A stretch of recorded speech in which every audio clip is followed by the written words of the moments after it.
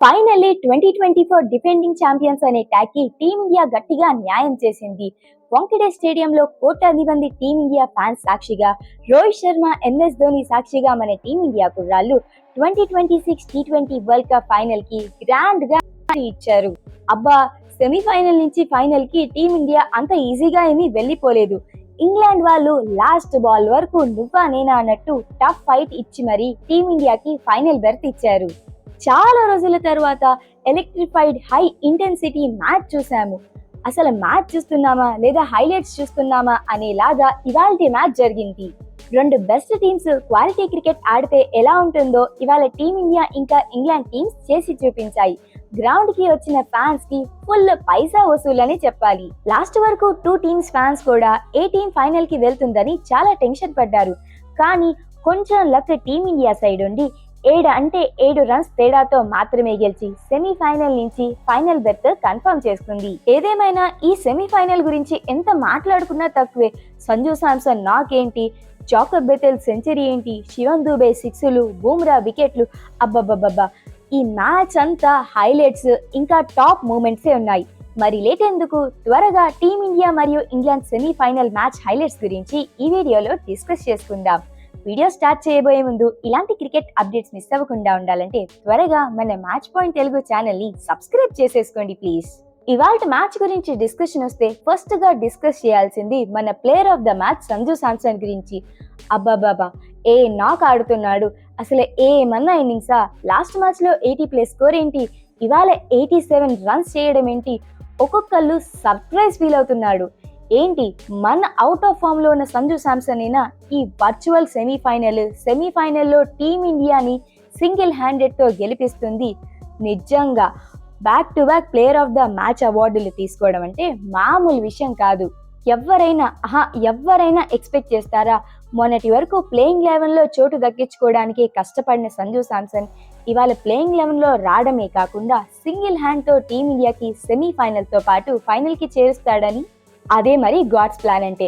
సంజు శాంసన్ కోసం God special plan ని ready చేశాడు. అందుకే ఈ నాక్స్ కానీ ప్లేయర్ ఆఫ్ ద మ్యాచ్ అవార్డులు కానీ వరుసగా జరుగుతున్నాయి.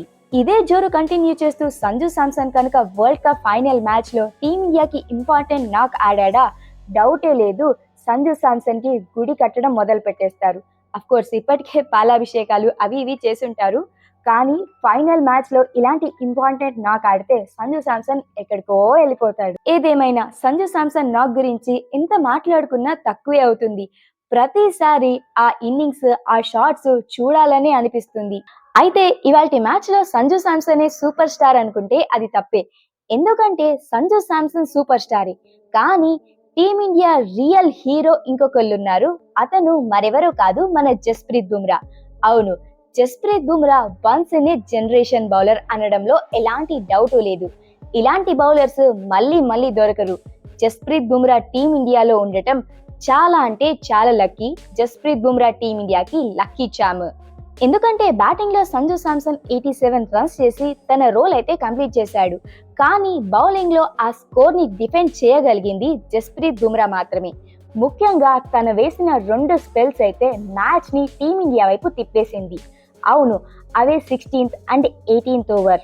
మిగతా బౌలర్స్ అందరూ 10+ ఎకానమీ రేట్ తో బౌలింగ్ చేస్తూ వికెట్లు తీయడానికి కష్టపడుతున్న టైంలో జస్ప్రీత్ బుమ్రా 16th ఓవర్ లో జస్ట్ 8 రన్స్ ఇచ్చాడు. ఇక నెక్స్ట్ 18th ఓవర్ లో జస్ట్ 6 రన్స్ ఇచ్చి టీమిండియా వైపు మ్యాచ్ తిప్పేశాడు. బుమ్రా గనక ఆ 2 ఇంపార్టెంట్ స్పెల్స్ వేయకపోయింటే నిజంగా ఇవాల్టి మ్యాచ్ టీమిండియా చేయి జారిపోయేది. సో ఇవాల్టి మ్యాచ్ లో టీమిండియా గెలిచి ఫైనల్ కి చేరిందంటే సంజు శాంసన్ తో పాటు జస్ప్రీత్ బుమ్రా కూడా కీ రోల్ ప్లే చేశాడు. అఫ్ కోర్స్ ఇక్కడితో అయిపోలేదు. యాజ్ ఎ బ్యాటర్ గా Sanju Samson, as a bowler గా Jasprit Bumrah key role play చేశారు. కానీ వీళ్ళిద్దరికి మించిన సూపర్ హీరోలు ఇంకా ఉన్నారు. వాళ్ళే మన టీమిండియా ఫీల్డర్స్. అబ్బబ్బబ్బబ్బా, ఏమన్నా క్యాచ్లు పట్టారా, ఖతర్నాక్ క్యాచ్లు. అసలు అక్షర్ పటేల్ పట్టిన 2 క్యాచెస్ అయితే వర్త్. చాలా రోజుల తర్వాత ఫీల్డింగ్ కోచ్ దిలీప్ అయితే చాలా హ్యాపీగా ఫీల్ అయి ఉంటాడు. మెడల్స్ ఇవ్వడానికి కూడా రెడీ అయిపోయి ఉంటాడు, అందులో డౌటే లేదు. ఈ మ్యాచెస్ అన్నిటికి ముందు టీమిండియా ఏ విషయంలో అయితే స్ట్రగుల్ అయిందో ఇవాళ ఆ ఫీల్డింగ్ ఎఫోర్ట్ తోనే మ్యాచ్ ని సగం గెలిచారు. అవును, అక్షర్ పటేల్ 2 క్యాచ్లతో పాటు తిలక్ వర్మ పట్టిన ఒక క్యాచ్ ఈ మ్యాచ్ కే పిన్ పాయింట్ గా మారాయి. సో ఇంతకంటే ఏం కావాలి, ఉన్న లూప్ హోల్స్ అన్ని ఈ సెమీఫైనల్లోనే టీమిండియా వాళ్ళు కరెక్ట్ చేసుకున్నారు. మరి ఈ కాన్ఫిడెన్స్ ని ఫైనల్ వరకు తీసుకెళ్తారో లేదో చూడాలి. ఇన్ని ప్లస్ పాయింట్స్ అయితే కనిపిస్తున్నాయి, కానీ ఒకే ఒక చిన్న విషయం టీమిండియా ఫ్యాన్స్ ని చాలా బాధ పెడుతుంది. అదే అభిషేక్ శర్మ ఫామ్. అభిషేక్ శర్మ ఈసారి కూడా చాలా తక్కువ రన్స్ కి అవుట్ అయ్యాడు. త్వరగా అభిషేక్ శర్మ రన్స్ స్కోర్ చేస్తే చూడాలని అందరూ ఎంతగానో వెయిట్ చేస్తున్నారు. సో ఫైనల్ మ్యాచ్ లో అయినా అభిషేక్ శర్మ తిరిగి తన ఫామ్ లోకి రావాలి. అయితే ఇక్కడే ఒక ట్విస్ట్ ఉంది. అందరూ అభిషేక్ శర్మ ఫామ్ గురించి మాట్లాడుతున్నారు, కానీ కెప్టెన్ సూర్యకుమార్ యాదవ్ కూడా ఇంచుమించు అలానే ఉన్నాడు. అఫ్ కోర్స్ డకౌట్ అయితే అవ్వట్లేదు, కానీ 20- స్కోరే చేస్తున్నాడు. ఇవాళ సంజు శాంసన్ తో పాటు శివన్ దూబే, హార్దిక్ పాండ్యా, తిలక్ వర్మ నుంచోకపోతే మ్యాచ్ గోవిందా అయ్యేదే. అప్పుడెప్పుడో సూర్యకుమార్ యాదవ్ ఫస్ట్ యుఎస్ఏతో జరిగిన మ్యాచ్ లో ఇంపార్టెంట్ నాక్ ఆడాడు. ఆ తర్వాత ఇంకా చెప్పుకోదగ్గ ఇన్నింగ్స్ ఏమీ లేవు. కేవలం వీళ్ళిద్దరే కాదు, బౌలర్స్ లో వరుణ్ చక్రవర్తి ఇవాల్టి మ్యాచ్ లో చాలా రన్స్ ఇచ్చేశాడు. కేవలం ఈ సెమీఫైనల్ మ్యాచ్ లోనే కాదు, వరుణ్ చక్రవర్తి గత కొన్ని రోజులుగా ఎక్కువ పరుగులు ఇస్తున్నాడు, వికెట్లు కూడా ఎఫెక్టివ్ గా తీసుకోవట్లేదు. మరి చూడాల్సిందే, ఈ రీజన్ వల్ల ఫైనల్ మ్యాచ్ లో వరుణ్ చక్రవర్తిని డ్రాప్ చేసి కుల్దీప్ యాదవ్ ఏమన్నా తీసుకొస్తారా అని. టీమిండియా ఆల్రౌండ్ షోతో ఇంగ్లాండ్ కి చుక్కలు చూపిస్తుంటే క్రీజ్ లో ఒక్కడు మాత్రం గట్టిగా సెట్ అయిపోయాడు. ఫెవికాల్ అతికించుకున్నట్టు జాకోబ్ బెథెల్ క్రీజ్ లో సెట్ అయిపోయి టీమిండియాకి పెద్ద తలనొప్పిగా మారాడు.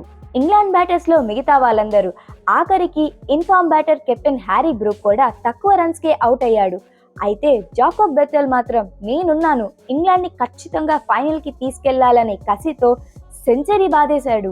లక్ బాగుండి టీమిండియా మ్యాచ్ గెలిచింది, కానీ ఇవాల్టి మ్యాచ్ లో ఇంగ్లాండ్ గనక గెలిచుంటే జాకోబ్ బెథెల్ 100 మాత్రం తరతరాలు చెప్పుకునే వాళ్ళు, అంత మంచిగా కొట్టాడు.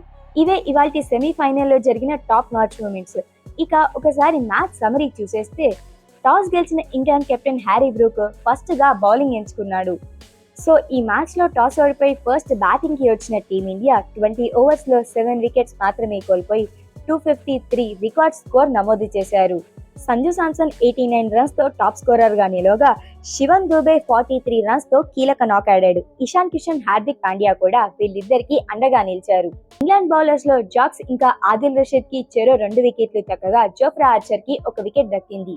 253 టార్గెట్ కి రిప్లై గా ఇంగ్లాండ్ 20 ఓవర్స్ లో 7 వికెట్స్ కోల్పోయి 246 స్కోర్ చేసింది. జాకోబ్ బెథెల్ సెంచరీతో టాప్ స్కోరర్ గా నిలవగా, జాక్స్ 35, బట్లర్ 25 ఇంకా ఆర్చర్ 19 రన్స్ చేశారు. టీమిండియా బౌలర్స్ లో హార్దిక్ పాండ్యాకి 2 వికెట్లు దక్కగా, జస్ప్రీత్ బుమ్రా, హర్షదీప్ సింగ్ ఇంకా వరుణ్ చక్రవర్తికి తలో వికెట్ దక్కింది.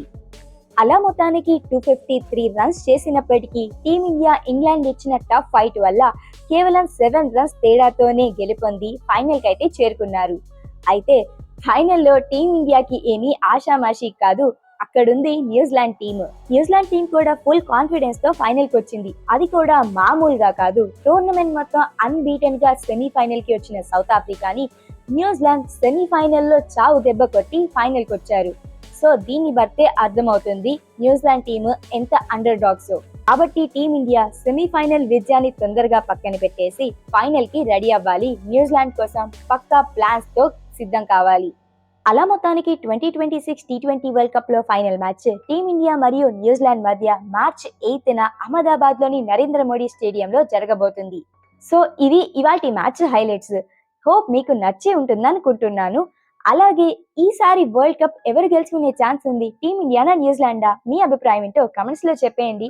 అలాగే వీడియో నచ్చితే ఖచ్చితంగా లైక్ కొట్టడం మర్చిపోకండి. మన మ్యాచ్ పాయింట్ తెలుగు ఛానల్ ని కూడా సబ్స్క్రైబ్ చేసేసుకోండి. Thank you for watching.